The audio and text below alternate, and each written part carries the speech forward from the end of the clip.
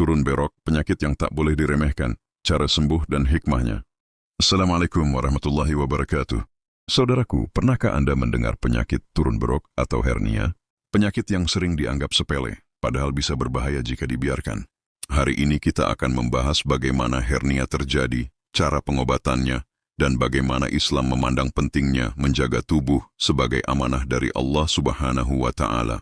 Hernia atau turun berok terjadi ketika sebagian jaringan tubuh, biasanya usus atau lemak, menonjol keluar dari tempat semestinya karena dinding otot yang melemah. Biasanya muncul di daerah selangkangan pusar atau perut bawah. Gejalanya, ada benjolan yang muncul saat berdiri atau mengangkat barang. Rasa nyeri atau berat di perut bawah. Kadang terasa lega saat berbaring, tapi muncul lagi saat batuk atau mengejan. Dalam istilah medis, ini tidak bisa sembuh sendiri, hanya bisa dikendalikan atau diperbaiki melalui tindakan dokter. Hernia bisa disebabkan oleh banyak hal, di antaranya 1. Sering mengangkat beban berat tanpa posisi yang benar. 2. Batuk kronis yang tak kunjung sembuh. 3. Konstipasi, sering mengejan keras saat buang air besar. 4. Kegemukan atau tekanan berlebih pada perut. 5. Dan juga kelemahan otot sejak lahir. Bagi pekerja keras, seperti pedagang, kuli, atau pejuang rupiah yang tiap hari angkat barang, ini sangat berisiko. Islam mengajarkan, tubuhmu memiliki hak atasmu. Hadis riwayat Bukhari dan Muslim.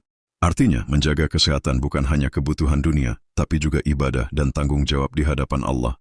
Hernia bisa diobati dengan 2 cara. Non-operasi, sementara. Menggunakan sabuk hernia atau truss untuk menahan tonjolan agar tidak makin besar.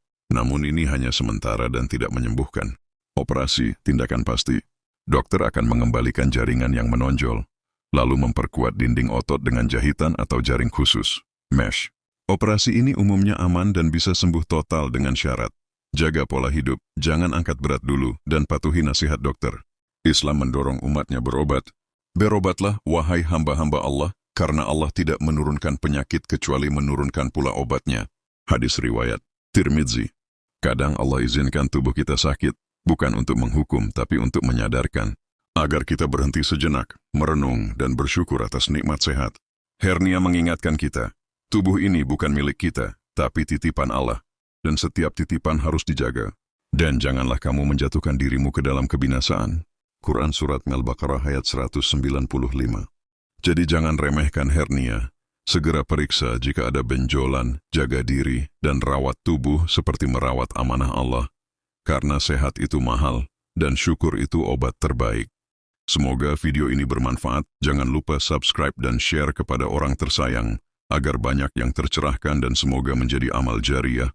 Barakallahu fikum. Wassalamualaikum warahmatullahi wabarakatuh.